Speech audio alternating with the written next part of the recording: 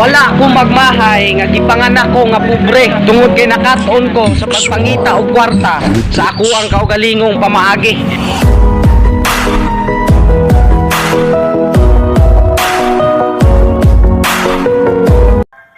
Pagsampa mo ng 22, sasampalin ka ng buhay na akala mo dati chill lang.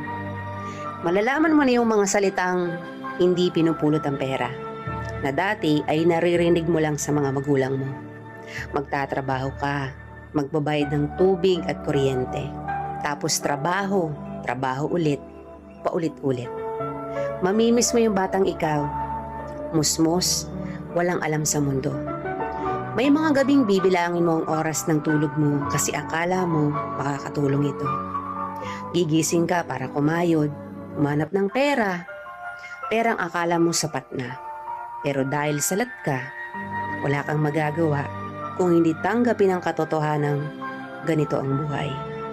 Katotohanang dahil malaki ka na, malaki na rin ang bigat na papasanin mo. Dahil ngayong 22 ka na o 23 o 25 ka, malalaman mong hindi ka na lang nabubuhay para sa sarili mong pangarap. Real talk yan.